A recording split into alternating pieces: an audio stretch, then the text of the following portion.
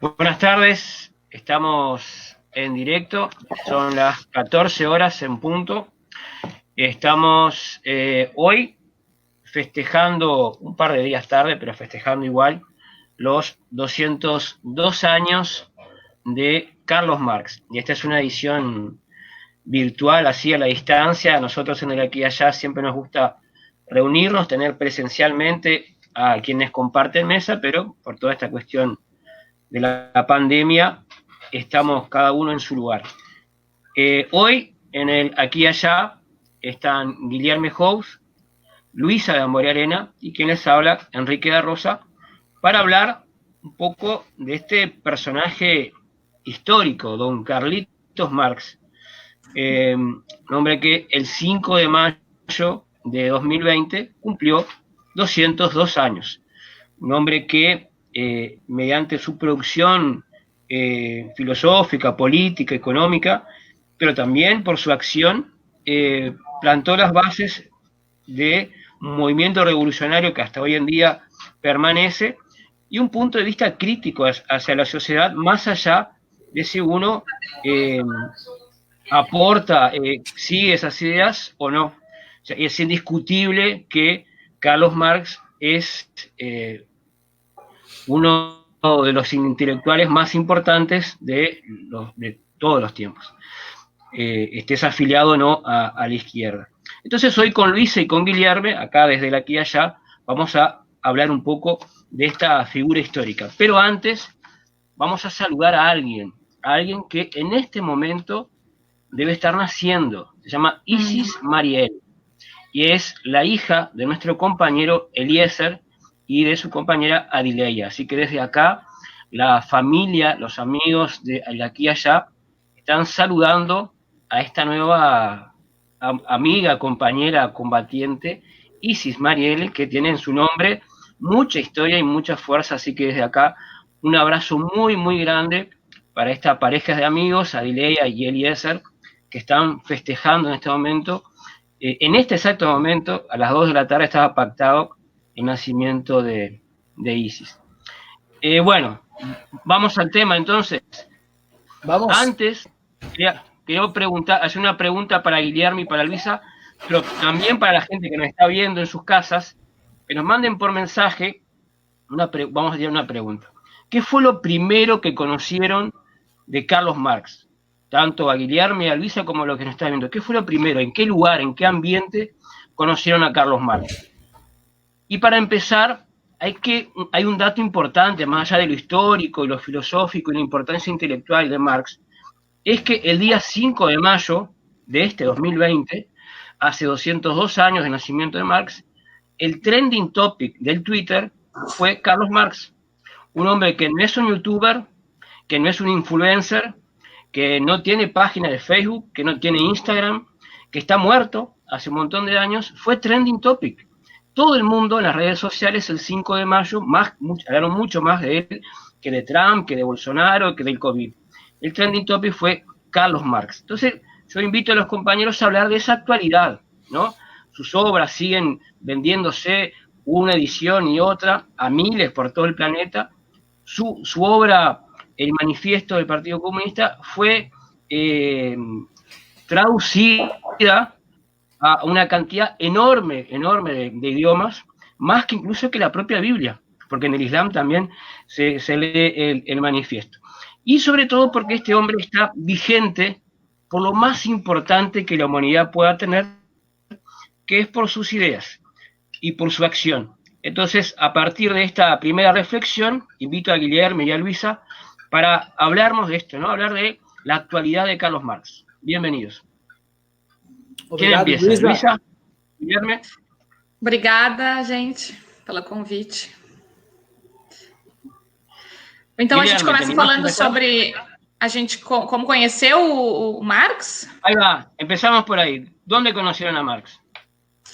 Bom, acho que todo mundo escuta falar sobre Marx como um grande pensador, mas muita gente carrega essa dúvida, esse mito sobre esse nome tão forte, ao mesmo tempo tão falado, mas tão pouco lido, né? Até porque ler Marx é uma coisa bem difícil, assim. Então, eu escutava falar, mas eu não tinha ideia, só ligado ao socialismo, e uma coisa sempre pejorativa, né? No meio que a gente escuta do senso comum, da grande mídia e tal. E aí, quando eu fui fazer mestrado, doutorado na URGS, né, numa área de estudos críticos em administração, que eu entrei no grupo de estudos marxistas e que eu fui entender essa corrente teórica, essa epistemologia, que também a gente vai chamar que é ontologia, que é uma maneira também, um método de compreender a realidade, e que o Marx é o grande pensador dessa corrente, que ele não é o único, né? Então, lá que eu fui ler o Capital e que, desde então, eu me encantei muito pela obra toda do Marx e me considero hoje, então, uma marxista, uma aprendiz, né? Estou aqui falar um pouco, mas, assim, ainda sei muito pouco. Acho que saber sobre Marx é um estudo contínuo para a vida, assim, né? E puxando para falar do Eliezer, né? Falar um pouco também da fundação da Aqui e Já. Hoje eu vim com essa camiseta aqui. Vim não, né? Porque eu estou na minha casa. Mas 2 anos atrás, o Eliezer, nosso companheiro do Aqui e Já, organizou um evento aqui em Livramento sobre os 200 anos de Marx. Foi uma semana de atividades que eu conheci o Henrique também. Eu estava recém voltando a morar em Livramento. E aí eu vi que tinha essas fronteiras de Marx, e eu vi que tinha um grupo de marxistas na cidade, eu falei, olha, que legal, vou me unir, porque eu também me considero. Desde então, esse grupo continuou se encontrando e pensando coisas, e aí que surge, então, também o Aqui e Já, né? É fruto, acho que, por mim, desse encontro, né? Vou passar para o Guilherme, então. Bom, então, obrigado pelo convite, obrigado a Luísa, obrigado ao Henrique, é um prazer participar aqui do Aqui e Já. Bom, a minha relação com Marx começou de forma imemorial, porque a minha tia era estudante, a tia que foi criada por uma tia, por 2 tias, uma delas era professora de História e a outra era professora de Sociologia, formada pela Unicinos. Então eu cresci desde bebê, desde pequeno, desde criança, com a estante cheia de livros do Marx. Ela era marxista, então eu me criei vendo, enfim, os manuscritos, o Capital, a Miséria da Filosofia, enfim, fazem parte da minha criação desde pequeno, desde criança. Aí depois, quando eu fui procurar um curso superior, quando eu fui escolher um curso superior, acabei entrando no curso de Ciências Sociais, na Federal de Santa Maria, e aí eu passei a estudar Marx sistematicamente, academicamente, digamos assim. Então, a minha proximidade se deu academicamente na universidade mesmo, na graduação. E depois, quando eu fui dar aula de Ciências Sociais, enfim, Marx é um autor totalmente presente. E eu já começo o debate, já polemizando, antes de devolver a palavra. A Luísa diz que é muito difícil ler Marx. Eu digo já de cara para a Luísa, eu discordo completamente da Luísa. Não é difícil ler Marx. Difícil é explicar o objeto de estudo que ele está tentando explicar. Por isso a complexidade, e por isso parece para nós tão difícil ler Marx. De fato, é uma dificuldade compreender, porque o objeto que ele descreve é um objeto de uma complexidade que 200 anos depois da morte dele e 180, 170 anos depois dos primeiros estudos em economia política do Marx, esse objeto continua em desenvolvimento. Então, por isso que a gente repete que é difícil ler Marx. Mas eu sou um defensor da leitura marxiana. Não é difícil ler Marx. Difícil é compreender como é compreender a realidade sempre, né? Enfim, é isso. Eu queria até puxar o gancho. Eu, quando fui ler o primeiro capítulo do Capital, que a gente vai entender o que é valor, eu vou dizer que ali eu acho difícil, mas assim, é uma leitura muito prazerosa. Eu acho que não tem quem não se sinta muito convencido por aquilo, só que a maioria não vai ler. É uma obra muito extensa, também tem isso, né? O pessoal... Hoje em dia a gente está acostumado a muito ler manuais, eu que venho da administração, que a gente tem leituras muito rasas, com pouca profundidade, a gente não tem essa tradição de leituras, né, de grandes pensadores, de obras completas e tal, porque a gente entender um grande pensador é ter que entender toda a obra dele, mas eu concordo nisso. Eu acho que o difícil, assim, do Marx, eu diria, que é entender o método dialético, né, até porque a gente é educado numa linha positivista, evolucionista, Então, a grande dificuldade é entender esse método de exposição dele, que é o método dialético, que ele começa falando pela mercadoria, e a gente vai entendendo todo esse desdobramento, como ele faz, e que é genial, e que é uma maneira de ver a realidade muito potente, muito poderosa, enfim, muito atual e muito válida, né? Exato, exato. A começar a leitura do Marx, eu tenho uma carta do Marx ao Kugelmann, que era um amigo, um interlocutor do Marx, e o Kugelmann diz assim para o Marx: Senhor Karl, minha esposa gostaria de ler a sua obra, porém encontra muita dificuldade. E aí o Marx responde em carta: mas diga para ela que comece pelos capítulos históricos, comece o Capital pelo capítulo 23, por exemplo. Essa é uma boa forma de encarar o Capital. Agora, claro, o Capital é uma obra extremamente madura e uma obra de uma leitura que precisa, né? Não prescinde de um certo conhecimento, talvez, em economia. Por essa razão, há outras leituras de Marx, para se começar a ler Marx, que talvez sejam um pouco mais simples. Por exemplo, não os seus escritos de ciência, como é o Capital, mas talvez os seus escritos políticos, como, por exemplo, o próprio o Manifesto de 48, o Manifesto do Partido Comunista, que é uma obra de propaganda, de divulgação política. E é o tipo da obra que a gente começa com o batimento cardíaco a 80 e termina a obra com o batimento cardíaco a 180, entendeu? Ela eleva o ânimo, ela carrega animicamente a pessoa. É impressionante a potência que aquilo ali carrega. Se tivesse rima, não seria prosa, sería poesía. Exacto. Bueno, yo quiero contarles, yo conocí a Marx, por suerte, en la secundaria. Digo por suerte porque hoy en día es tan difícil que la educación pública, en estos debates y arrebatos que tiene la derecha de prohibir, de cercenar la posibilidad de censurar ciertas lecturas, yo conocí a Carlos Marx recién a los 15 años más o menos, en secundaria acá en Rivera, en las clases de sociología y filosofía. Ahí fue el primer encuentro.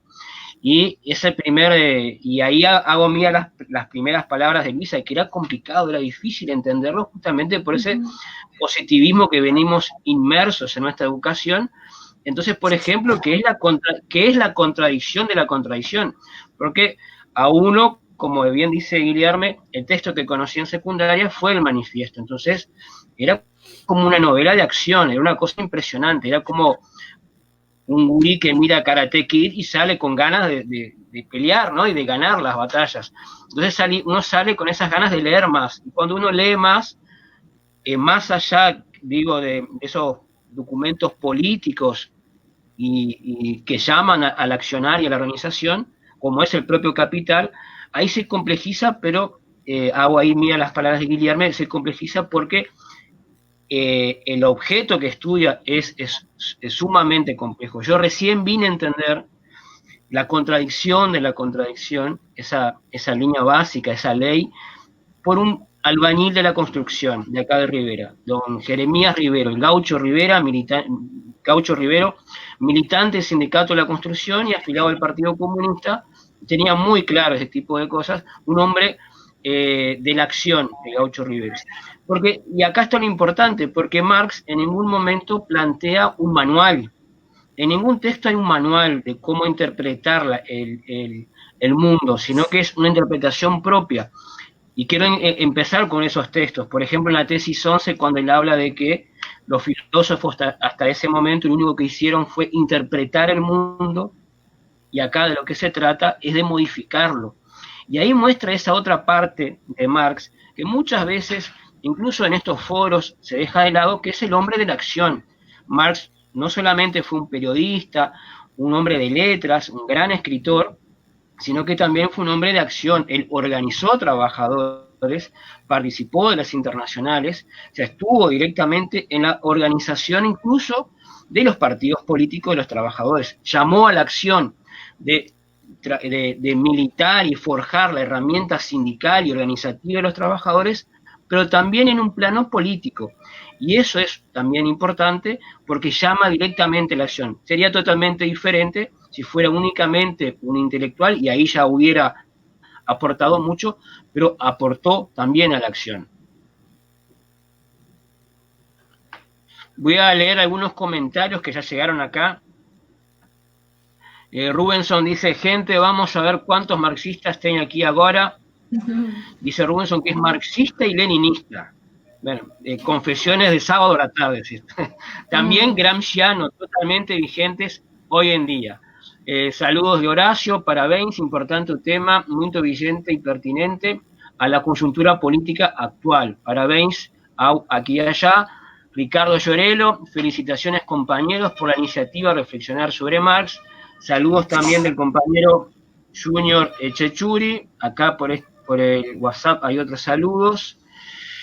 Nos está viendo Carlos Yardel Maciel, Estela Duarte, Clever Machado.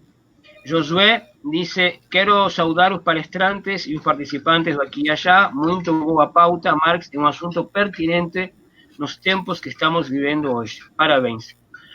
Entonces, como plantea Josué, ¿por qué es tan actual hoy en día, Guilherme, Marx? Bom, o Marx, o texto do Marx, as pessoas costumam dizer que o texto de Marx e o próprio Marx seja um autor datado, ou seja, que tenha ficado no século XIX as suas análises e o seu próprio texto, né? Muito bem. Acontece que o texto marxiano, o texto de Marx, é um texto que analisa a gênese, o nascimento, o desenvolvimento, a maturação e o ocaso, ou seja, as crises de um modo de produção, de uma forma social das pessoas viver, se organizar, se reproduzir socialmente. Muito bem.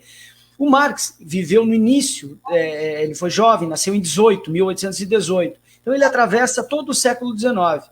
E ele publica o Capital em 67. Em 67, então, ele tem madura sua crítica ao modo de produção capitalista. O Capital se chama Crítica de Economia Política.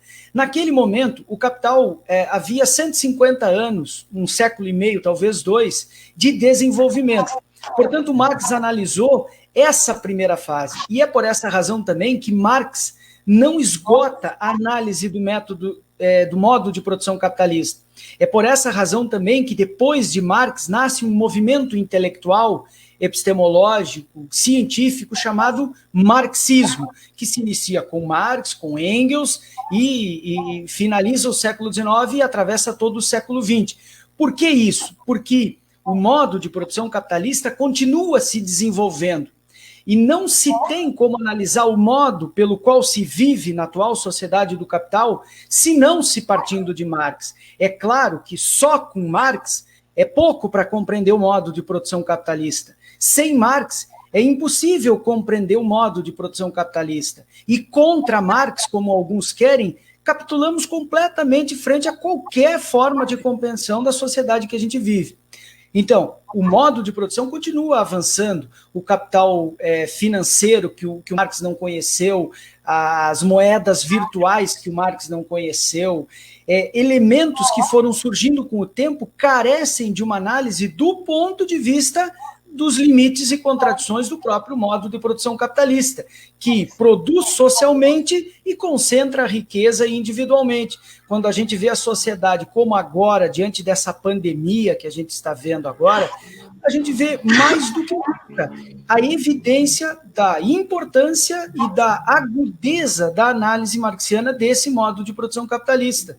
As forças as forças produtivas materiais, ou seja, o que tem materialmente para a gente trabalhar no mundo, não dão conta das relações de produção que estão, por exemplo, agora em quarentena. Então, não há pessoas suficientes para mover o tanto de materialidade que o mundo requer para promover riqueza. E por isso que o capital está em crise. E ele vem cada vez mais apresentando crises maiores. Por essa razão é que toda vez que se quer conhecer o tamanho do modo de produção capitalista, compreender suas crises, compreender sua limitação, parte-se de Marx e vai-se depois seguir uma longa tradição marxista. Luísa. Não, eu acho importante também pontuar que a gente tem essa palavra capitalismo tão falada e ela também ela é incompreensível, né? A gente falar o sistema capitalista, eu acho que o Guilherme colocou muito bem, ela é um modo de produção, né? A gente, como sociedade, a gente é seres sociais de necessidades que precisam produzir em sociedade para satisfazer essas necessidades. E a maneira como a gente trabalha, né, para produzir, para sobreviver, como a gente se organiza socialmente, o trabalho é que define esse modo de produção. Então, o capitalismo é esse modo de produção que é baseado num trabalho assalariado. E aí, por isso que a gente tem o que o Marx vai chamar esse antagonismo entre capital e trabalho, que é quem tem os meios de produção, quem é possuidor dele, detentor dele, e quem não tem nada além da sua força de trabalho e precisa vender ela em prol de uma renda, de um salário. Então, a gente, no capitalismo, a diferença de outros sistemas é que a gente trabalha por salário, a gente não trabalha diretamente para satisfazer as necessidades. E aí que vai surgir a ideia toda de trabalho estranhado, né? Que a gente não é mais proprietário daquilo que a gente produz. O capitalismo ele é um sistema totalitário, então que ele alcançou uma teia mundial. A gente está todos englobados numa mesma cadeia, numa divisão social do trabalho, mas a gente não se reconhece mais no que produz e a gente não se vê em conexão, né? Como trabalhador. Isso também vai contribuir para um grande individualismo desse sistema e que também nos atrapalha como trabalhadores se unir e se enxergar como classe trabalhadora, né? Mas é isso, assim, acho que os marxistas são os grandes estudiosos do capitalismo e ele ainda é um sistema que está em vigência, mas que vive com crises, como o Guilherme falou, mas a gente não pode acreditar que ele é a única maneira de viver, porque eu acho que a grande dificuldade é essa, a gente vê ele como um sistema intransponível, que é ele, que a gente tem que viver dentro dele, mas a gente já viveu de outras formas, e não quer dizer que a gente não possa viver de outras formas, e outras formas é a maneira como a gente produz e organiza o trabalho como sociedade. Então, verdade, uma desambiguação, não sei se eu posso interromper ou dar sequência ao que a Luísa estava analisando. Sim, pois bem, a ideia de que capital, o capitalismo não esgota o capital. O livro do Marx se chama O Capital. O capital é um modo de reprodução social. O capital, o Marx esclarece no livro 1, na nota 256. O capital é uma relação social, é uma forma de relação social.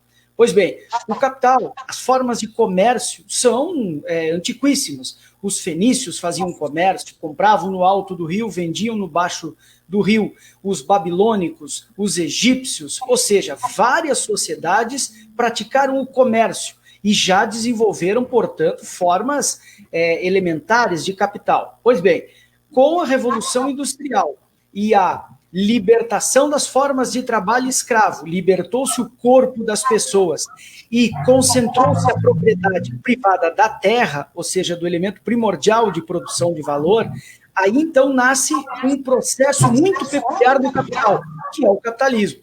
Então o capitalismo ele nasce com a Revolução Industrial, quando se libertou o corpo, mas se cativou a terra. O professor José de Souza Martins, da USP, um uspiano, ele tem um livrinho clássico onde ele explica isso, o cativeiro da terra. Então, com a Revolução Industrial, nasce um processo de um modo civilizatório que se chama capitalismo. Ele é extremamente deletério e predatório, não só para os seres humanos, como para o ambiente que os seres humanos habitam. Mas o capital, mesmo sendo deletério e predatório, ele não se extingue por si só. O capital não é um modo de produção que morrerá por morte morrida, digamos assim. Ele só poderá morrer de morte matada. Ou seja, o capital é incontornável, irremediável, irreformável, mas o capital não é indestrutível. É por essa razão que os trabalhadores, que é quem move a força de trabalho, que é quem produz efetivamente valor, esses são aqueles que poderão pôr em xeque essa forma de relação social extremamente predatória, alienante das relações humanas, enfim, do planeta que a gente habita. Acá en Uruguay hace muy poco, el actual gobierno de derecha creó un fondo social llamado Fondo COVID-19 para enfrentar la crisis del coronavirus. Una de las primeras medidas que hizo fue retasear, cortar los salarios de funcionarios públicos que ganaban más de 80.000 pesos líquidos. Y eso generó un debate, obviamente, a la interna del movimiento sindical, pero en la sociedad toda, dejando de un lado y del otro la sociedad opiniones encontradas. Bueno, si ganan tanto, el tanto ese es relativo, ¿verdad? 80.000 pesos, pueden aportar.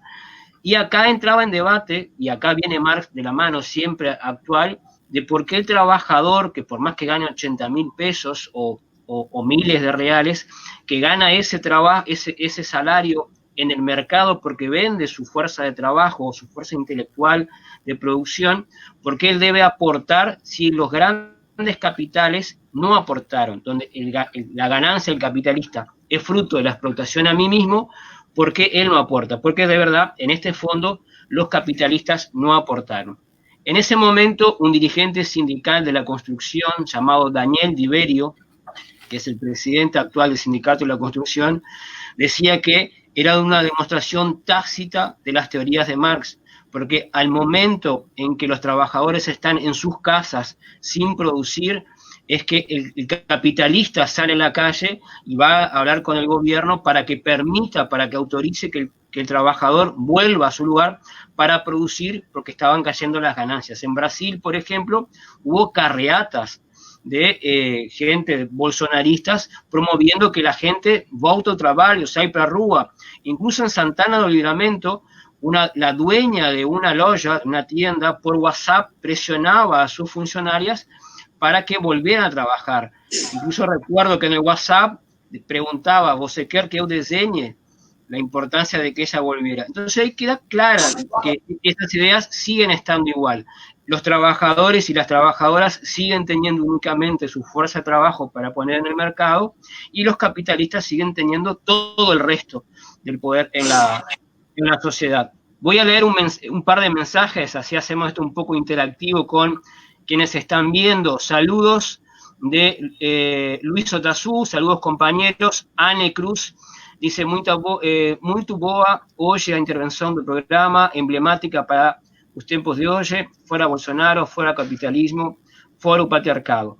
Y José Luis Proti nos dice, felicidades compañeros, algunos aportes al debate. Destaco dos elementos importantes de la obra de Marx, ambos extremadamente importantes, verdaderamente sustantivos. Uno fue sentar las bases teóricas para la producción de la mayor crítica económica, sociocultural y política al sistema capitalista, y a partir de esas bases se sigue creando y produciendo conocimiento crítico.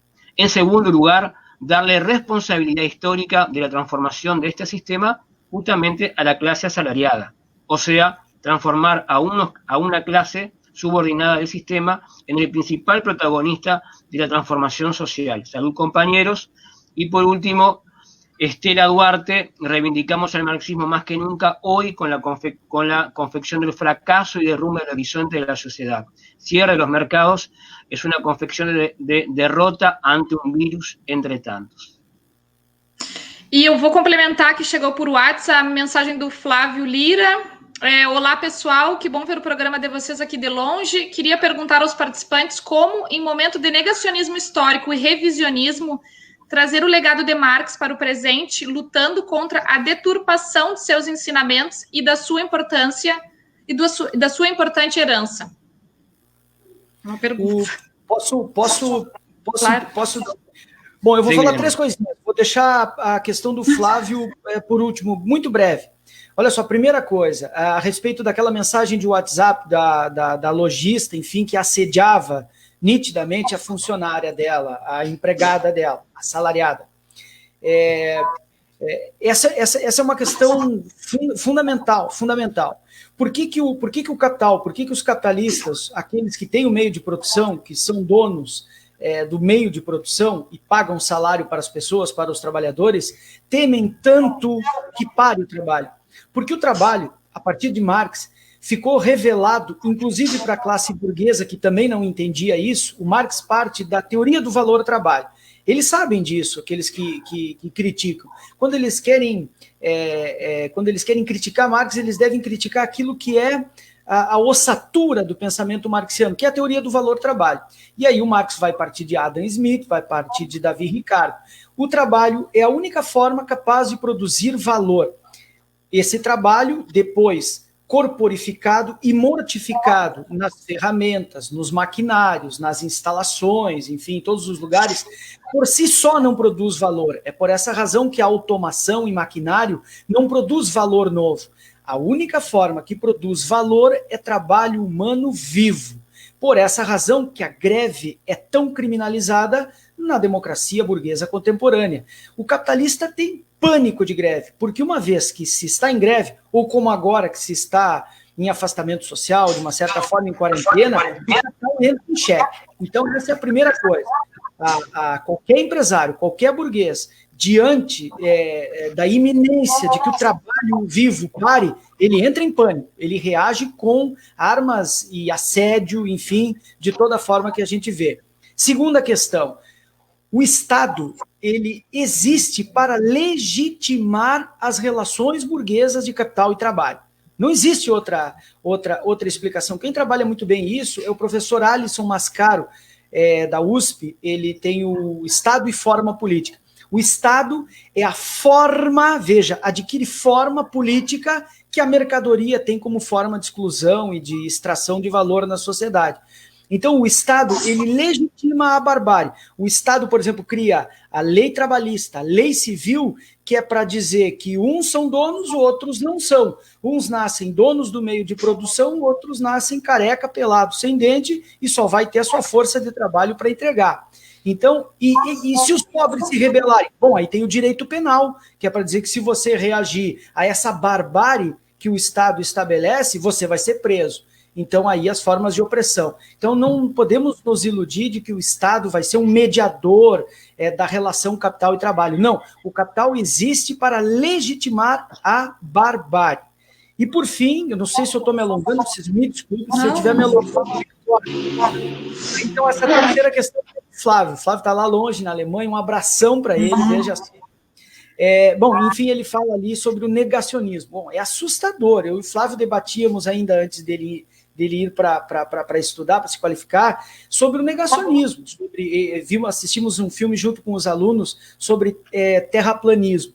E é claro que uma teoria que elucida, que desvela, que revela as formas mais bárbaras de extração de valor da classe trabalhadora tem que ser atacada. Então, Marx e os marxistas têm que estar na mira. Não, só podem estar na mira, porque a gente que estuda Marx tem como tarefa fundamental mostrar de fato como é que as coisas são, como é que você trabalha e não ganha, como é que você é barbarizado, como é que você é coisificado diante de relações em que você trabalha e os outros são os que ganham. Então, aqueles que desvelam, que apontam a barbárie, esses são os que têm que ser atacados. Então, quanto mais eles atacam essa direita, mesmo a direita mais ilustrada, quanto mais eles atacam, mais fica evidente o medo que eles têm da verdade que a gente apresenta.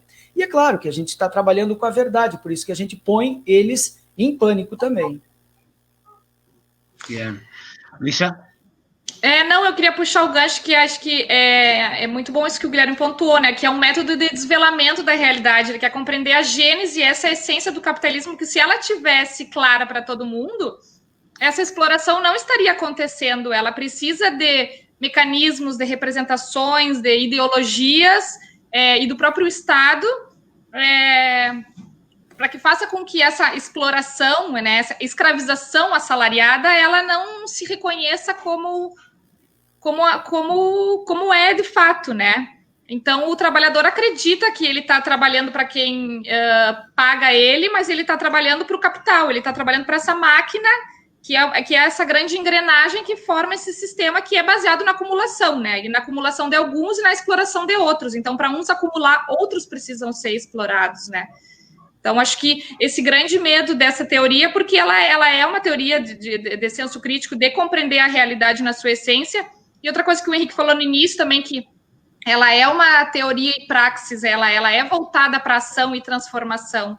Por isso que quando muitas pessoas querem citar Marx e não tem uma base epistemológica marxista que não se propõe a transformar a realidade, a gente diz que às vezes é injusto tu usar um autor, porque os autores marxistas têm essa proposta, como o Guilherme falou, que o marxismo, o capitalismo, ele é um sistema que não se reforma ele. Então, quem se diz marxista está em prol dessa transformação da realidade. Por isso que ela sempre vai ser teoria e praxis combinada. O Marx, ele é um autor dialético, estamos aqui para tratar também da teoria de Marx, e é isso que a Luísa falou. E o que é dialético? Dialético significa que nunca as coisas... Em primeiro lugar, as coisas podem ser e não ser ao mesmo tempo. Isso, para um positivista, um cartesiano, é algo incompreensível. Então, as coisas não revelam imediatamente como elas são. Imediatamente significa sem a mediação. Imediato, sem mediação. Mediação do quê? Do pensamento, da análise, do entendimento. É aí que o Marx vai dizer lá nas teorias da mais-valia. Se toda aparência revelasse a essência, não precisaria ciência. E o que é ciência? Ciência é revelar a essência por trás da aparência.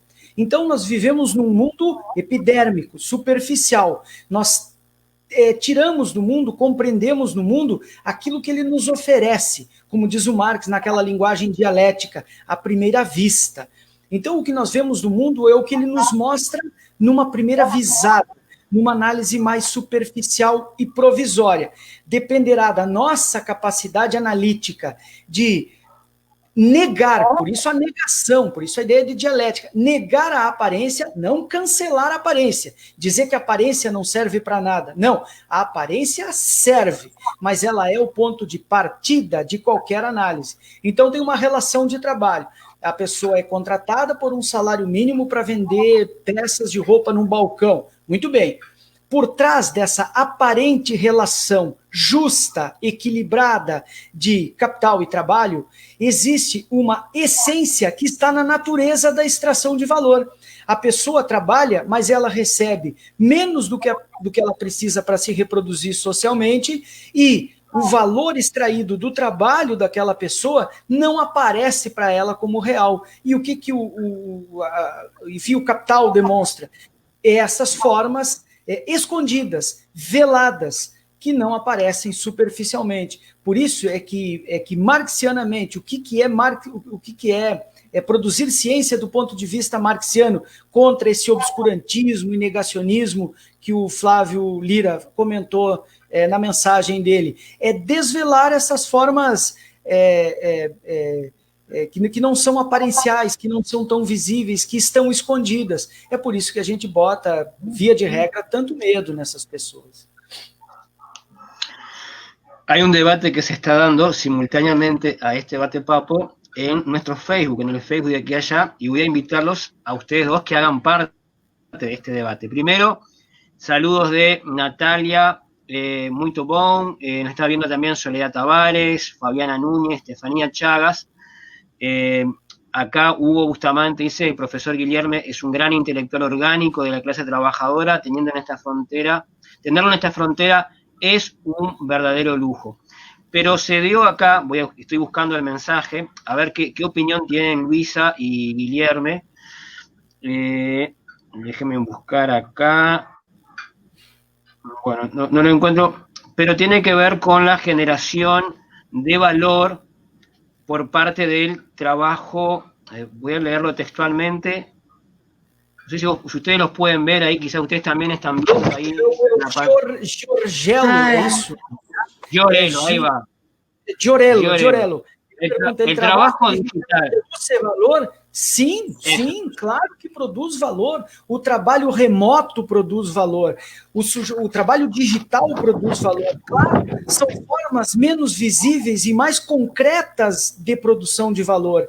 Porque o Marx trabalha com duas categorias, que é a concreção e a abstração. E as pessoas confundem a ideia de concreção com a ideia de materialidade. Materialidade não tem nada a ver com concreção.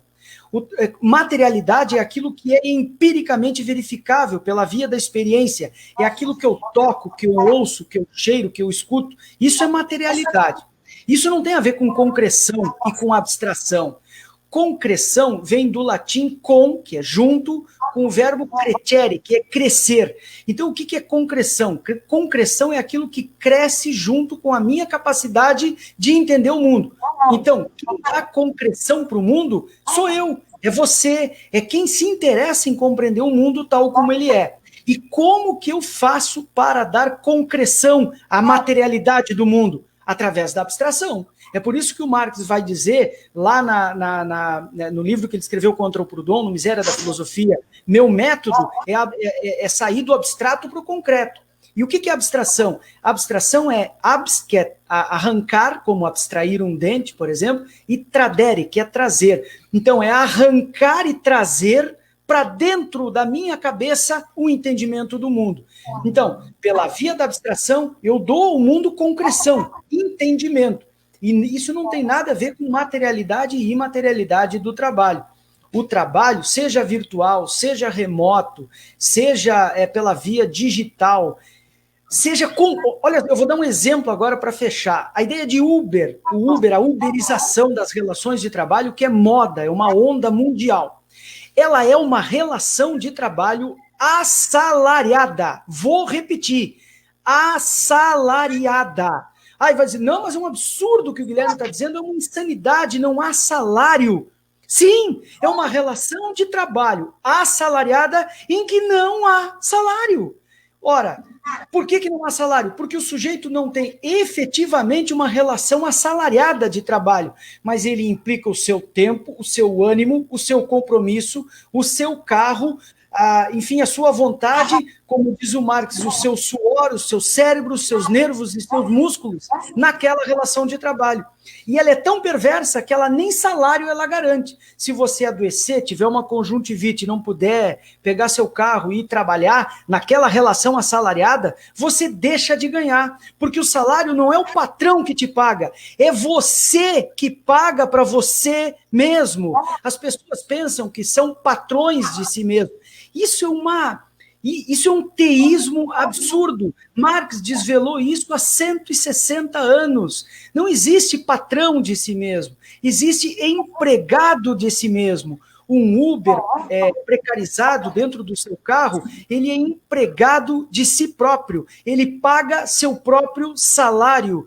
E não existe patrão mais perverso do que a gente mesmo, porque a gente não vai hesitar em fazer a gente mesmo levantar no meio da noite, deixar de almoçar com a família, perder tempo de lazer, deixar de ler um livro, deixar de beber uma cerveja, de jogar bola, de tomar um suco, para se meter dentro de um carro e ralar para ganhar a vida. Então, aquela relação de trabalho que não aparece como assalariada, ela é materialmente uma relação assalariada. Mas isso eu não vejo à primeira vista. Eu preciso abstrair aquela relação e dar concretude a ela dentro da minha cabeça. Aí ela se revela.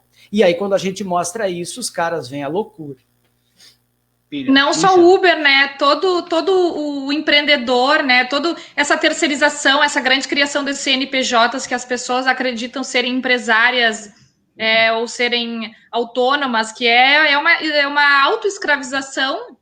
E justamente o capitalismo tem toda essa força de vender a ideia do empreendedorismo nos próprios cursos de administração, que vão vender 1000 comportamentos de como empreender, como ter sucesso. E a grande maioria do empreendedor hoje é um cara demitido de uma empresa que resgatou seu FGTS, foi ali, abriu uma banquinha de cachorro-quente na esquina, está trabalhando em condições muito mais precárias, né? Ele já nem está mais segurado pelas questões trabalhistas, ele já não tem mais férias, ele já não tem mais seguro-saúde, licença maternidade, então por isso que tem toda essa questão da aparência também, que vende em cima essas representações, esses discursos, essas narrativas que fazem o trabalhador não enxergar, né, toda essa exploração que ele está inserido. A narrativa para ciências sociais, o mito é uma narrativa. O que é a narrativa? A narrativa é uma explicação, é uma forma de contar como é que o mundo é. Então, o Capital, ele inventa narrativas e formas de dar nome ao mundo que escondem a sua natureza perversa. Vai aparecer um cariz de liberdade, de libertadora, de autonomia, quando, na verdade, fazem parte da mais perversa forma de extração de valor. Empreender é da natureza humana. Não existe ser humano que não seja um empreendedor. É da natureza. Veja uma criança, conviva com criança numa escola, você vê que a criança empreende, ela é criativa. E todo ser humano é um empreendedor. Mas para que a gente possa realizar as faculdades que nós são inatas, empreendedoras, é preciso que nós vivamos num mundo com igualdade, com equidade, com distribuição de renda, onde não haja miseráveis, nem fome, nem risco.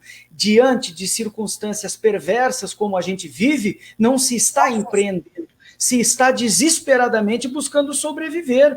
Uma economia aquecida, rica, onde a distribuição equilibrada, essa economia você consegue empreender, sem dúvida, poderá haver empreendimento, e todo ser humano é muito bom de empreendimento, mas numa economia desaquecida, com 20 milhões de desempregados, sem produção de valor agregado, vendendo commodity, nessa economia você não está empreendendo. Abrir a barraquinha de cachorro-quente ou um Uber, você está desesperadamente tentando comprar o pão e o leite do fim do dia. Não há romantismo nisso. E tá aí essa grande falácia. Ai, desculpa. Não, adelante.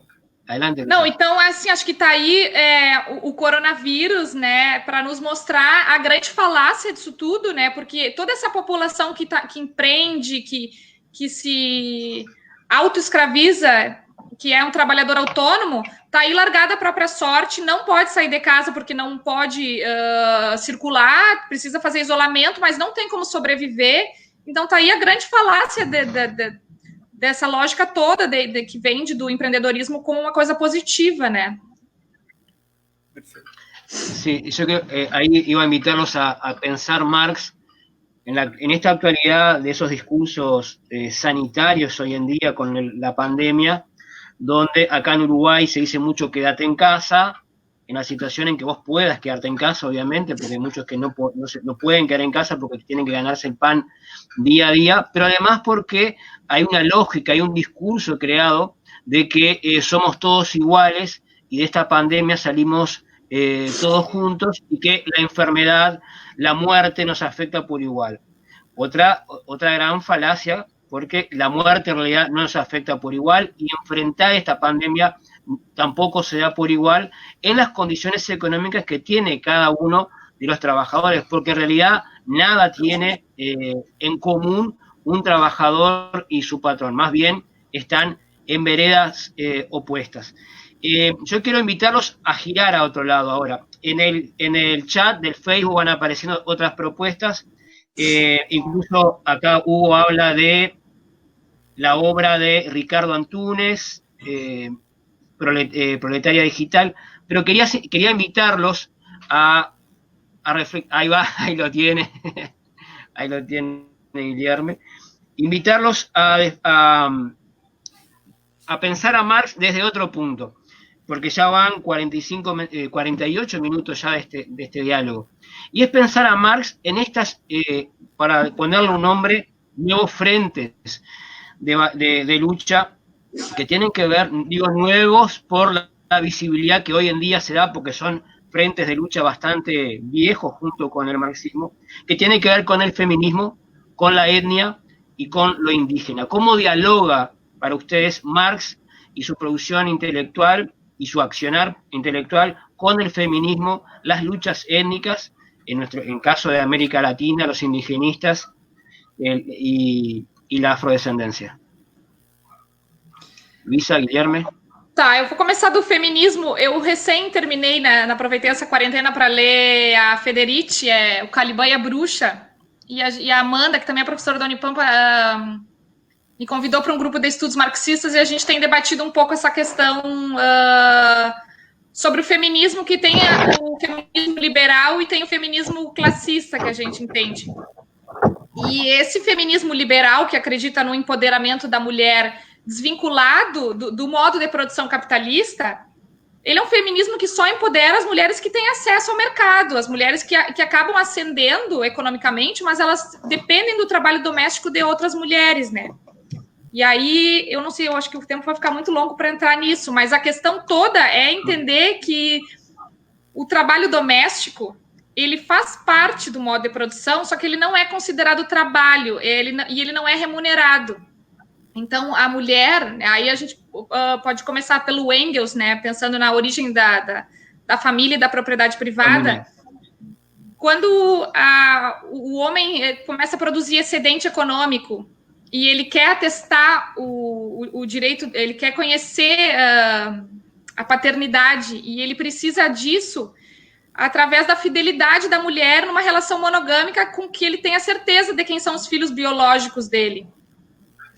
E aí a mulher é colocada numa relação de propriedade do homem e ela fica relegada ao trabalho doméstico, que também é um trabalho que serve ao capital, porque a gente precisa, é necessário para a nossa sobrevivência, só que a mulher não é reconhecida nem valorizada por esse trabalho, e mesmo quando ela consegue ir para o mercado formal, ela não abandona esse trabalho. Então, o que a gente chama hoje é que a mulher assume uma dupla jornada de trabalho, e ela já vai em desvantagem para o mercado de trabalho formal, ou porque ela começa tarde, porque ela está fazendo esse trabalho doméstico, ou porque ela chega em casa cansada e continua com esse trabalho doméstico, e o Estado, por ser patriarcal também, daí também teria que entrar em que é patriarcado, ele também não provém estruturas para que essa mulher se independize, né, com que ela tenha acesso à creche, com que exista políticas de proteção, também a questão da violência doméstica, que é fruto desse patriarcado, dessa concepção do homem como propriedade do corpo da mulher, e que ele acredita que ele tem direito a violentar e várias questões, né? Então, esse feminismo que é desvinculado dessa concepção de trabalho doméstico, ele é um feminismo que ele fica numa lógica mais individualista, que ele não vai transformar na materialidade a grande exploração das mulheres negras, pobres, que são as mais prejudicadas, né? Nesse contexto social. Não sei se eu consegui ser clara, mas é que eu fiquei preocupada com o tempo aqui. Muito. Não importa muito o tempo. Guilherme. Muito sim, eu concordo, Luiz. É claro que sim. Trabalho reprodutivo não pago está na raiz da extração de valor. O trabalho reprodutivo não pago. Mas eu vou te interromper que eu lembrei. O Marx, ele não cita isso, né? Então, a Federici, que era onde eu queria começar falando e eu me perdi, ela vai puxar a questão de toda a caça às bruxas, que já existiu antes, já nas sociedades pré-capitalistas, numa ideia de que as mulheres que queriam, não queriam reproduzir, ou as mulheres que queriam, enfim, levar uma vida mais liberta, elas foram consideradas bruxas. A Amanda talvez esteja me acompanhando aí e querendo me xingar, porque eu estou sendo muito rasa nessa explicação, mas a Federici vai dizer que o Marx ele não tratou disso, dessa questão desse feminismo, em que as mulheres já começaram a exploração delas lá muito antes, na caça às bruxas. Com a demonização do corpo feminino e tudo. A Federici é genial, a Federici é uma autora genial. O Caliban e a Bruxa, ela simplesmente pega dois grandes autores, que é Foucault e Marx, e contrapõe os dois. Ela diz que o Marx fez muito bem a história, mas não viu hoje. E o Foucault, que é um estruturalista, portanto sincrônico, enxerga o hoje, mas desprezou a história. Na verdade, ela bate em dois homens. É divertidíssimo assistir o livro. O livro é uma joia, um primor. O Caliban e a Bruxa, para quem quiser, tem disponível para baixar na web. É sensacional ver ela bater em Marx. Me dá uma dor no coração, mas eu gosto da Federici, não posso negar. Pois bem, deixa eu retomar, então, a ideia de que foi o que o Henrique perguntou no início. Veja bem, olha só, sobre o identitarismo, enfim, digamos assim. Eu gosto de ler um autor que é um marxista da USP, ele é professor de filosofia, o Vladimir Safak. Eu não sei se vocês conhecem, quem está assistindo. Sim. Um dos livros que eu mais gosto do Safak é esse aqui, A Esquerda que Não Teme Dizer o Seu Nome. Tá? Ele é um livrinho curtinho, fininho, bem fininho, é um livro que nem para em pé, mas é um livro monumental para entender um princípio marxiano fundamental. Ele diz que a esquerda que não teme dizer seu nome tem duas características. Uma delas é o direito à resistência, que não é o que nós estamos tratando aqui, mas o outro é o princípio do universalismo. Sem universalismo não se faz a revolução, ou seja, não se acaba com um modo de produção como, por exemplo, o capitalismo. O Marx, ele descobre a revolução e ele descobre o sujeito da revolução em 1843, quando ele escreve um texto chamado Introdução à Crítica da Filosofia do Direito de Hegel. Ali ele descobre que o proletariado, a classe trabalhadora, é aquela que pode fazer a revolução. E por quê? Porque ela é um sujeito histórico universal. E o que é ser universal? É aquele que sobre os quais reside toda a superestrutura da sociedade. É aquele que, se levanta, levantam todas as classes que repousam sobre ele. Esse é o sujeito universal. Então, toda luta política, segundo Marx, que não tiver o universalismo como sua matriz intelectual, não fará a revolução. Pois bem, aí eu chego então nos identitarismos. Hoje está na moda, todo mundo tem um lugar de fala, não sei se vocês viram. Não tem coisa mais esquizofrênica e burguesa do que lugar de fala. O neoliberalismo ele faz o seguinte, ele dá lugar de fala para todo mundo. Todos têm o seu lugar de fala. Um aqui, o outro ali, cada um no seu lugar de fala. E nenhum fala com o outro, nenhum dialoga com o outro. É um diálogo de surdos. Todos eles ficam falando ao mesmo tempo, desordenadamente, e nada acontece. Enquanto eles vão no varejo fazendo suas reações, o movimento negro, o movimento das mulheres, o movimento do sem terra, o movimento disso, o movimento daquilo, enquanto eles vão no varejo reagindo, o capital devasta no atacado. Enquanto não houver um sujeito político universal, por que universal, segundo Marx? O Marx, dependendo da tradução, ele vai chamar de elos radicais, aquele sujeito histórico que sofre as cadeias radicais. E qual é o sujeito histórico que sofre as cadeias radicais? Ainda é a classe trabalhadora. Ainda é a classe trabalhadora. E a classe trabalhadora não é um amálgama, uma massa indistinta de pessoas. Não. A classe trabalhadora ela é feminina porque as mulheres são mais precarizadas do que os homens. Porque as mulheres negras são mais precarizadas que as mulheres brancas. Porque as mulheres negras e pobres são mais precarizadas que as mulheres. Porque as mulheres negras, pobres e lésbicas são mais... E assim vai por diante. Então, a classe trabalhadora ela tem que ser olhada, ela tem que ser percebida na sua particularidade, mas os seus ideais têm que ser ideais universais.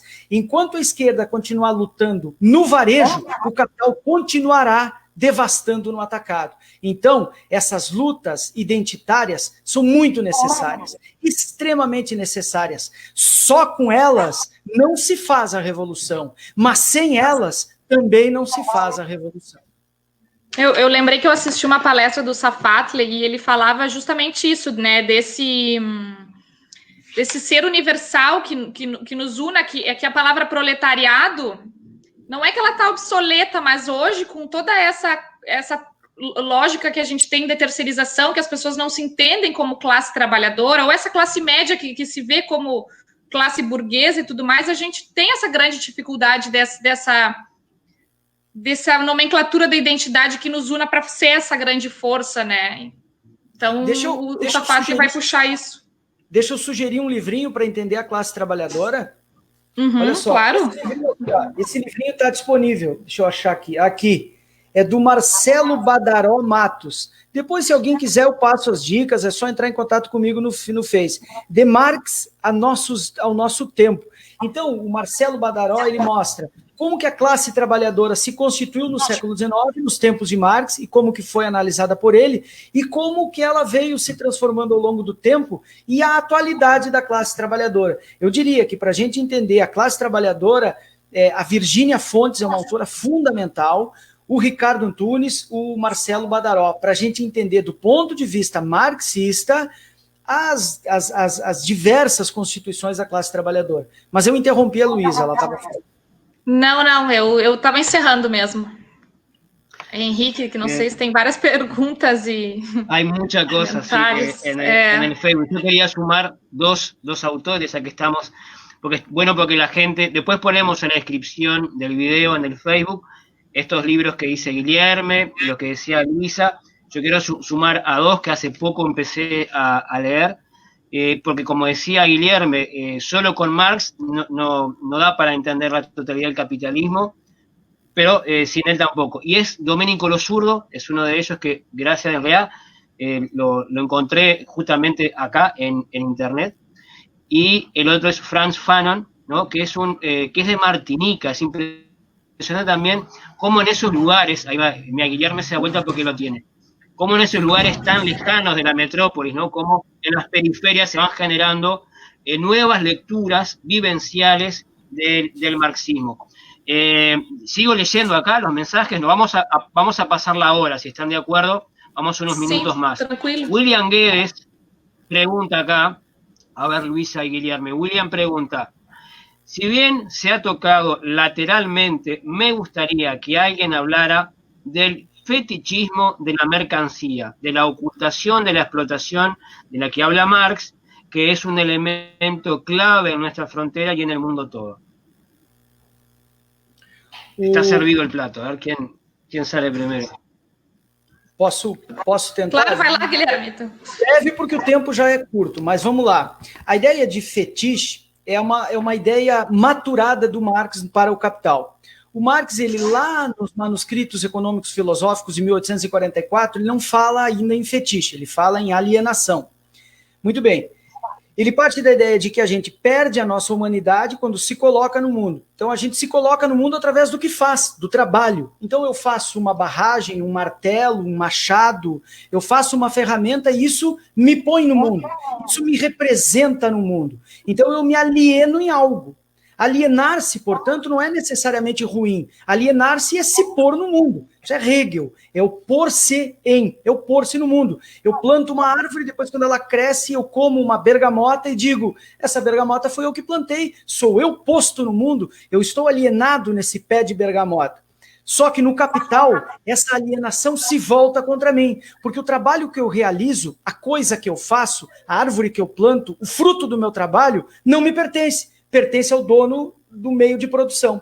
Então, a alienação se torna estranhamento, porque se volta contra mim como algo estranho. Pois bem, o Marx, ele não escreveu isso. Isso foi publicado em 1939 pelo Instituto Marxismo-Leninismo. São manuscritos de Marx. Isso é outra discussão. Mas no Capital aparece, no item 4 do capítulo da mercadoria, o fetiche da mercadoria. O fetiche é uma palavra em francês, le fétiche, que os franceses olhavam aqueles povos que eles traficavam da África, que colocavam propriedades humanas em coisas materiais, os vodus, né, chamavam de fetiche. O Marx disse assim, é exatamente isso que acontece no mundo econômico. As pessoas veem propriedades humanas em coisas que são materiais, e eles, que são humanos, se materializam. Ou seja, há uma inversão da realidade. Isso é fetiche. O que é o fetiche? A coisa que eu faço se humaniza diante de mim, e eu, que sou humano, me coisifico diante da coisa. Um exemplo estereotipado é a ideia do celular. Nós somos coisas diante de telas. Nós somos escravos. Houve tempo que a gente abriu mão da vida pela honra. Houve tempos que a gente abriu mão da vida pela religião, por deuses. Hoje a gente abre mão da vida por uma mensagem de WhatsApp. Tu tá a 120 km por hora no carro, dirigindo, entra uma mensagem, tu pensa, foda-se a vida, eu vou olhar essa mensagem. É isso que acontece, entendeu? A minha vida não vale nada diante da coisa que se põe diante de mim. Então, eu viro uma coisa, eu viro um instrumento do que é de fato instrumento, que diante de mim se fetichiza, ganha propriedades humanas e sobrenaturais. Guilherme, eu vou tentar complementar, e se eu estiver errada, tu me corrige, assim, mas eu acho que uma parte também, que eu acho que o Marcos também vai falar, é que, por exemplo, assim, né, num celular, dentro dele, ele é uma coisa, mas aqui dentro tem relações sociais, né, que são relações de trabalho, e a mercadoria, no momento que ela circula, ela carrega esse fetiche que dentro dela tem relações sociais, tem relações de exploração e que não estão visíveis, né? Por isso que existe esse fetichismo da mercadoria. Não sei se estou certa nessa linha. Perfeito, claro. Ela mais esconde do que revela a sua natureza. Claro, perfeito. Essa é a explicação, eu diria, perfeita da ideia de fetiche. Claro, claro. Bien, sigo acá en los mensajes. Tenías razón, Luisa, cuando decías que era muy corto el tiempo para entrar en esto del feminismo de clase. María Alejandra Rabasa habla de que, bueno, que estuvo muy bueno lo que intentaste plantear, pero no dio el tiempo. Ya creo que desde acá queda planteado un nuevo debate de aquí y allá, justamente sobre el feminismo de clase. Después también Alejandra dice que el emprendedurismo es el crimen perfecto del capitalismo. Hoy lo vemos en esta pandemia, quienes somos emprendedores no tenemos ningún derecho a subsidios ni seguro de paro. Después, más acá adelante, sobre el lugar de fala que hablaba Guilherme, José Luis dice, esto es un problema que no se ha resuelto poniendo como articulador el proletariado. Los hechos demuestran que la articulación de las luchas están siendo pensadas desde el marxismo, pero también con aportes del pensamiento marxista crítico. Es un problema que lo planteó también Mariátegui y lo están planteando todos aquellos que se suman a las corrientes descolonizadoras del pensamiento crítico y tercermundistas latinoamericanos. Gente, ya cumplimos la hora y para no extendernos más y justamente para dejar con ganas de volver a debatir y ampliar esto, vamos a volver a aquella primera pregunta que planteé, ¿dónde fue que conocieron a Carlos Marx? ¿Por qué planteé esto al principio? Porque si ustedes hoy en día googlean, incluso acá mismo en el YouTube, hay muchos canales de YouTube, y como el Aquí y Allá es uno de estos canales en Facebook y en YouTube, también vale recomendar otros canales de YouTube donde uno puede ir sumando más conocimientos sobre esto. Y me voy a atrever a recomendar acá, uno es el canal de YouTube de Jones Manuel, que dilata preciosamente el marxismo desde un punto de vista, ahí va, ahí tiene el libro de Guilherme. Libro de Jones Manuel. El nuevo libro de Jones Manuel, sí, va, te lo voy a pedir. Bueno, el Jones Manuel tiene un canal de YouTube donde dilata, pero así, con temas actuales, puntuales.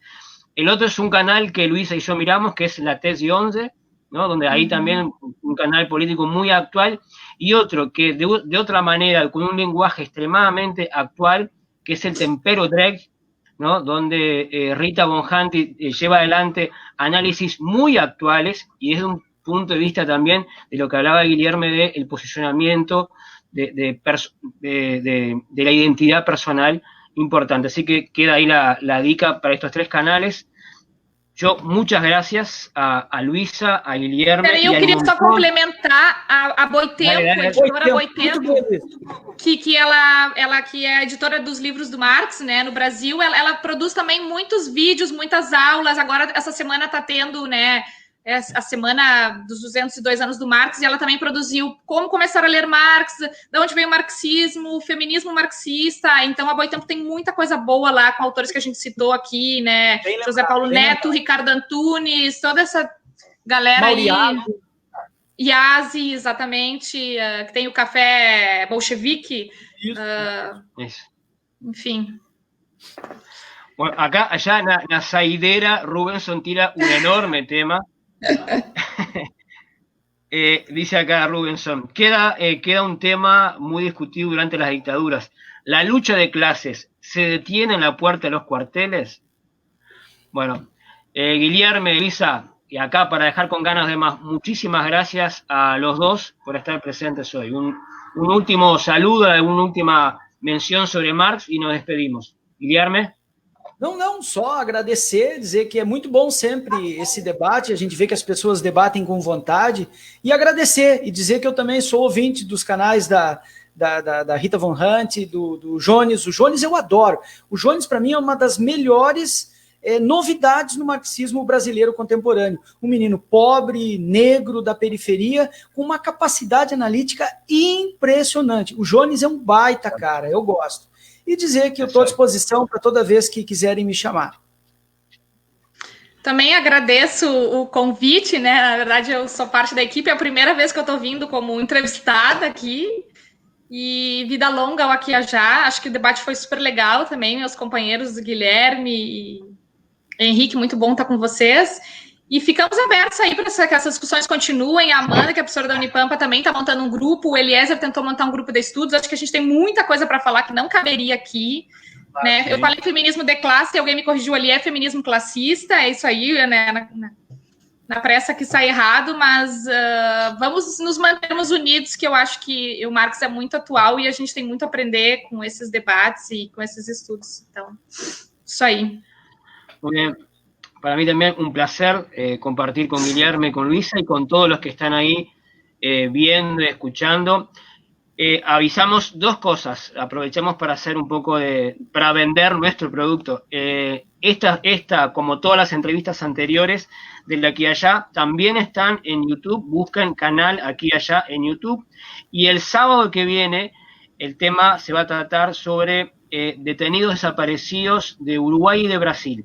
Y vamos a tener acá, en el Aquí y Allá, al compañero Jair Kirche, brasilero, un gran militante, luchador por los derechos humanos, que incluso colaboró mucho con las organizaciones sociales de Uruguay en la búsqueda de los detenidos desaparecidos, y una compañera representante de madres y familiares de detenidos desaparecidos. Así que nos esperamos el sábado que viene, acá en el Aquí y Allá, a las 2 de la tarde. Hasta luego.